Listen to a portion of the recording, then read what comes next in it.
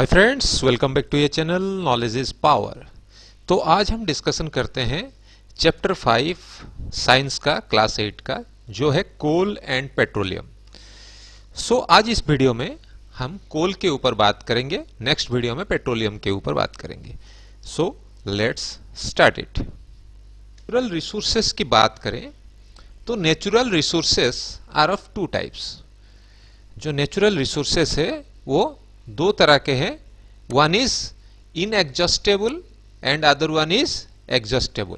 Okay, एक है inexhaustible natural resource and other one is exhaustible natural resource. Inexhaustible natural resources में क्या आता है, जैसे आपका सन आता है, सूरज, ओके, और एयर। जो एयर आपका फ्लो होता है वो एयर वो कभी खत्म नहीं होने वाला, ये आपका इनएग्जॉस्टेबल नेचुरल रिसोर्सेस में आता है।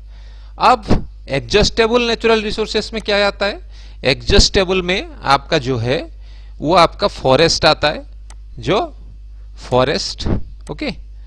दूसरा चीज है ये जो माइंस है, ये कोल, पेट्रोलियम, वाइल्ड लाइफ, ठीक है, वाइल्ड लाइफ, ये सब जो है एग्जॉस्टेबल है। क्यों एग्जॉस्टेबल है, क्योंकि इसको बनने में काफी टाइम लगता है, ठीक है। ये अगर खत्म हो जाए तो फिर दोबारा इसको बनने में टाइम लगता है, इस प्रोसेस को कंप्लीट करने में काफी टाइम लगता है। अगर फॉरेस्ट खत्म हो जाए तो हम रातों रात फॉरेस्ट नहीं बना सकते। अगर कोल और पेट्रोलियम खत्म हो जाए, क्योंकि कोल और पेट्रोलियम हजारों साल के प्रोसेसिंग से बनता है, तो ये हम रातों रात इसको नहीं बना सकते, ठीक है। That's why exhaustible natural resources जो है, जो खत्म हो रहा है और इसको बनाना आसान नहीं है, neither it is possible in few years, कुछ साल में इसको बनाना पॉसिबल नहीं है, राइट। तो हमारे पास दो तरह के नेचुरल रिसोर्सेज है, one is exhaustible, one is inexhaustible. अब बात करते हैं कोल के ऊपर। तो what are the uses of coal, coal का क्या क्या यूज है।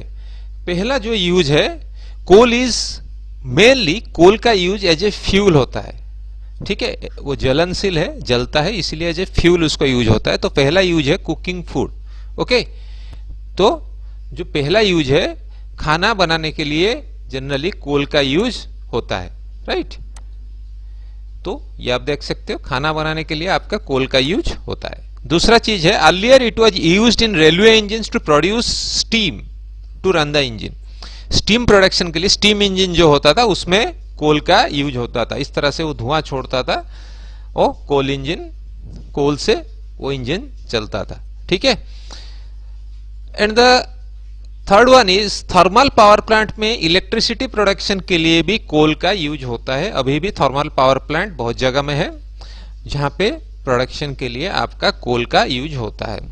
हालांकि ये पोल्यूशन भी करता है, बट अभी भी कोल जहां जहां अवेलेबल है, जिस जिस राज्य में या जो जो कंट्रीज में, वहां पे कोल का यूज इलेक्ट्रिसिटी के लिए होता है थर्मल पावर प्लांट में। एंड इन वेरियस इंडस्ट्री कोल का यूज आपका एज ए फ्यूल, वहीं आग के लिए ही यूज होता है, ताकि बहुत सारा मेटल वगैरह का प्रोसेसिंग वगैरह के लिए भी यूज में आता है, राइट। अब बात करते हैं कि ये कोल बनता कैसे है, ठीक है।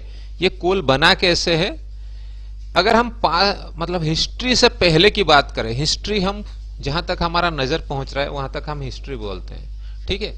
बट हिस्ट्री से भी पहले, एंशिएंट, मतलब जहां तक हमारा नजर नहीं पहुंच रहा है, अगर वहां तक भी बात करें तो लगभग आपका 300 मिलियन, 1 मिलियन कितना होता है, 10 lakhs, ओके। 1 मिलियन मतलब 10 lakhs। अब 300 मिलियन मतलब आप समझ लीजिए 1 करोड़ इस तरफ और total 30 crore, okay. 30 crore years पहले हमारे जो प्लैनेट है या हमारा जो अर्थ है, इसके ऊपर डेंस फॉरेस्ट हुआ करता था इन लो लाइंग वेटलैंड एरियाज। यहां पे एक वर्ड आ रहा है wetland, low lying wetland areas. ये क्या है, इसको समझते हैं। वेटलैंड यानी वेट और लैंड, यानी कि भीगा हुआ जमीन। ये कहां पे जनरली होता है ये भीगा हुआ जमीन? ये जनरली आपका जो वेटलैंड है, ये आपका इस तरह का जो एरिया है इसको वेटलैंड बोला जाता है, जहां पेड़ जो है पानी जड़ वगैरह पानी के आसपास ही होता है और आधा टाइम पानी से डूबा हुआ रहता है। जो ट्रीज का जो रूट है वो पानी से डूबा हुआ रहता है, जो निचला पर्सन है। वो किस तरह के एरियाज में होता है? जनरली जब कोई नदी फ्लो करता है, जब कोई नदी फ्लो होके आता है तो क्या होता है? ऐसे नदी आपका फ्लो होके आ रहा है, सपोज ये समुंदर से गिरने से पहले, सपोज यहाँ पे समुंदर है, समुंदर से गिरने से पहले इसका फ्लो स्लो हो जाता है। तो जब ऊपर से गिरता है वो एक ही फ्लो में गिरता है, बट जैसे ही इसका फ्लो स्लो हो जाता है तो ये समुंदर से गिरने से पहले बहुत सारे इसका ब्रांचेस हो जाता है, ब्रांचेस बनता है स्लो फ्लो के वजह से। तो ये बहुत सारा ब्रांचेस होके यहाँ आके समुंदर में ये गिरता है। ये मेन नदी है समझ लीजिए, और ये बहुत सारा ब्रांचेस होके गिरता है। ये जो एरिया है, ये जो एरिया है, ये जो टोटल एरिया है, इसको वेटलैंड एरियाज बोला जाता है। और यहाँ पे क्योंकि हमेशा पानी रहता है तो पेड़ पौधे आसानी से उग जाते हैं। तो ये जो वेटलैंड्स, काफी डेंस फॉरेस्ट पहले हुआ करता था जब पॉपुलेशन नहीं था या फिर हार्डली था। तब समय के साथ जब बाढ़ और नेचुरल कैलामिटीज के वजह से इसका रूट काफी स्ट्रांग नहीं होता है, इस एरिया का जो आप देख सकते हो, इसका एरियाज का जो रूट काफी गहरा नहीं होता है, क्योंकि इसको आसानी से पानी मिल जाता है, इसलिए इसका रूट काफी गहरा नहीं होता है। और ये जब भी कोई फ्लड वगैरह में ये पेड़ गिर जाते हैं, फिर इसके ऊपर मिट्टी रेत सब जमा होके धीरे धीरे कीचड़ में ये दबता जाता है। ठीक है, तो इस वेटलैंड एरिया जो आप समझ गए होंगे, हमारे जो एक फेमस वेटलैंड है सुंदरबन। ठीक है, सुंदरबन जो वेटलैंड है, ये सुंदरबन का फोटो है। सुंदरबन जो डेल्टा बनता है, मतलब जो गंगा आके समुंदर में गिरता है, वो काफी बड़ा एरिया में ऐसे फैल के गिरता है। तो इस तरह से ये वेटलैंड है। यहाँ पे पानी चढ़ता घटता रहता है, जब समुंदर में ज्यादा फ्लो आता है तो इसमें पानी आ जाता है, फिर ये सारा भीगा हुआ रहता है, ज्यादातर ये भीगा हुआ रहता है। ठीक है, ये वेटलैंड एरिया। तो अभी समझते हैं। तो नेचुरल प्रोसेस से जब फ्लड वगैरह होता है तब, तो जैसे मैंने आपको बताया, लो लाइंग एरिया में जब पेड़ पौधे गिर जाते हैं तो जब नदी के फ्लो के साथ इसके ऊपर मिट्टी वगैरह जमा होने लगते हैं। ठीक है, तो धीरे धीरे this forest got buried under the soil, क्योंकि जब फ्लो में नदी में इस तरह का बालू और जो कीचड़ वगैरह आता है वो धीरे धीरे उसको नीचे नीचे दबाता हुआ जाता है, तो जिसके वजह से विथ टाइम ये काफी नीचे दब जाता है। So due to the high pressure and temperature, due to the high temperature and pressure, dead plants got slowly converted to coal. तो ये जो डेड प्लांट्स है इसके ऊपर धीरे धीरे मिट्टी जमा होने लगता है, और ये मिट्टी जब ज्यादा होता है तो नीचे का जो टेम्परेचर प्रेशर हाई हो जाता है। ठीक है, तो high temperature and pressure, high temperature and pressure. ठीक है, यहां पे लिखा है due to high temperature and pressure dead plants got slowly converted to coal. तो ये जो डेड प्लांट्स है हाई टेम्परेचर प्रेशर की वजह से धीरे धीरे कोल में कन्वर्टेड हो गया। तो ये आपको समझ में आ गया होगा, क्योंकि जो हाई डेंसिटी वाला जो फॉरेस्ट एरिया जब धीरे धीरे वो खत्म होके उसके ऊपर मिट्टी के नीचे वो दबता गया हाई टेम्परेचर और प्रेशर की वजह से, that dead plants got slowly converted to coal. समझ में आ गया? तो ये कोल अब ये 1 साल 2 साल में नहीं बना, हजारों साल के प्रोसेसिंग के वजह से ये आपका कोल में कन्वर्ट हुआ। राइट, अब हम एक मैं इंटरेस्टिंग बात आपको बताता हूं। ये जो कोल माइंस है ये पहले क्लोज वाला होता था। क्लोज वाला कैसे होता था ये मैं आपको दिखा रहा हूं। इस तरह के जो फोटोज आप देख सकते हो ये जमीन का नीचे का है, चारों तरफ बंद आप देख सकते हो। तो इसमें क्या होता था, जैसे सपोज मान लो ये जमीन है। तो इस जमीन में सपोज यहां पे कोल है, मान लीजिए यहां पे कोल है, तो पहले यहां पे एक इस तरह से सुरंग खोदा जाता था वर्टिकली, और इससे लिफ्ट से लोग यहां से लिफ्ट से आते थे नीचे, सपोज 100-200 मीटर नीचे आए लिफ्ट से, और फिर यहां इस तरह के सुरंग होता था, जो देख सकते हो ये जो सुरंग है इस तरह के है, ये नीचे वाला सुरंग है, और यहां सुरंग में बहुत सारे ऐसे सुरंग से सुरंग जोड़ के बहुत सारा सुरंग खोद के और यहां से कोल निकालते थे, फिर यहां लिफ्ट से ऊपर लेते थे, ठीक है। बट ये जमीन के नीचे काम करने में काफी टेम्परेचर, मतलब काफी हालत खराब होता था और काफी एक्सीडेंट्स भी होता था, जिसकी वजह से काफी मजदूरों का डेथ भी होता था। ये पास्ट में 40-50 साल पहले तक ये सारी जगह में इसी तरह के आपका माइंस होते थे, कोल माइंस, जो अंदर इस तरह के लोग जाके काम करते थे, और जिसकी वजह से टाइम टू टाइम एक्सीडेंट होता ही रहता था। But with time situation change हो गया है। अभी जो माइंस आपका है वो सारा ओपन है, ये देख सकते हो इस तरह से ओपन माइंस है।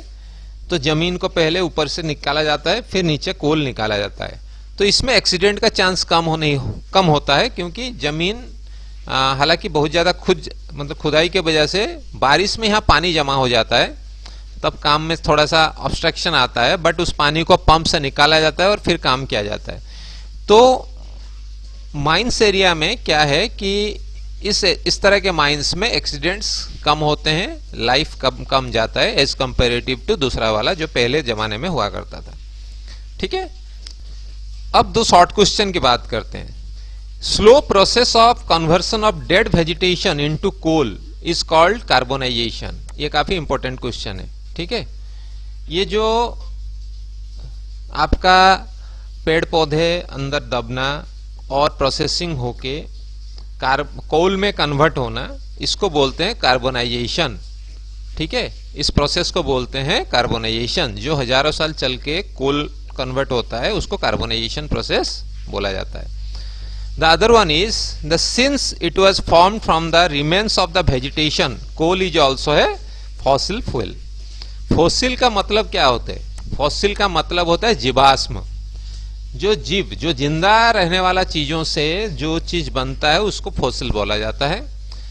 वो आपका ट्रीज भी हो सकता है, प्लांट्स हो सकता है, ट्रीज हो सकता है, या फिर इंसान या जानवर का भी अस्थि से कुछ अगर बनता है तो उसको फॉसिल बोला जाता है, ठीक है। तो फिर इसको फॉसिल फ्यूल बोला जाता है, क्योंकि हिंदी में इसको बोलेंगे जीवाश्म। जीव का मतलब रिमेनिंग, ओके। तो since it was formed from the remains of the vegetation, coal is also called a fossil fuel. इसको फॉसिल फ्यूल बोला जाता है। तो ये दो शॉर्ट क्वेश्चन है जो आपको याद रखना है, ठीक है। अब बात करते हैं कोल से क्या क्या प्रोसेसिंग होके क्या बनता है। तो कोल processed in industry to get some useful products such as coke, coal tar and coal gas. Coal process होके coke, coal tar and coal gas उससे बनता है इंडस्ट्री में, और इसका यूज क्या है समझते हैं। ये जो कोक और कोल टार वगैरह का यूज को हम अभी समझते हैं। तो कोक जो है, कोक का अच्छा खासा यूज होता है, जो कि आपका स्टील इंडस्ट्री में यूज में आता है। Steel industry, manufacture of steel and in the extraction of many metals, और भी बहुत सारे मेटल्स के एक्सट्रैक्शन में कोक का यूज होता है। क्योंकि कोक जो है प्योर कार्बन होता है, इसमें जलने से काफी हाई टेम्परेचर और एनर्जी मिलता है, जिसकी वजह से कोक का यूज स्टील इंडस्ट्री और मेटल इंडस्ट्री में बहुत ज्यादा होता है। अब बात करते हैं products obtain from the coal tar. Coal tar से क्या क्या प्रोडक्ट्स निकलता है। So coal tar are used as the starting material for manufacturing of various substances used in everyday life and in industry. इससे क्या क्या बनता है? डाई, कलर, ओके, ड्रग्स में यूज होता है, एक्सप्लोसिव में यूज होता है, परफ्यूम्स में यूज होता है, जो आप परफ्यूम लगाते हैं उसमें भी ये यूज में आता है, प्लास्टिक्स बनाने में, पेंट्स जो कलर पेंट्स होता है उसमें भी आता है, फोटोग्राफिक मटेरियल, जो फोटोग्राफिक मटेरियल पहले होता था ब्लैक कलर का, उसमें भी ये सब यूज होता है, रूफिंग मटेरियल, रूफ के ऊपर बहुत ज्यादा ये यूज में आता है, नॉर्मल लाइफ में ये बहुत ज़्यादा यूज होता है। कहीं पे अगर लीकेज वगैरह है तो लोग रूफ में ये सारी चीज़ यूज करते हैं। और इंटरेस्टिंग चीज़ है, जो नैप्थलीन बॉल है वो भी इसी से ही बनता है। नैप्थलीन बॉल्स मतलब जो कपूर बोलते हैं, जो कपड़े में डाल के रखते हैं चाहे कीड़े वगैरह ना लगे, कपड़े सही सलामत हो, इसलिए भी लगा रख के मतलब बक्से में नैप्थलीन बॉल्स डाल के रखते हैं। इवन यूरिनल्स वगैरह में भी यूज होता है नैप्थलीन बॉल्स अच्छे स्मेल के लिए। तो मेनली ये सब यूजेस है जो कोल का हमारे लाइफ में, राइट।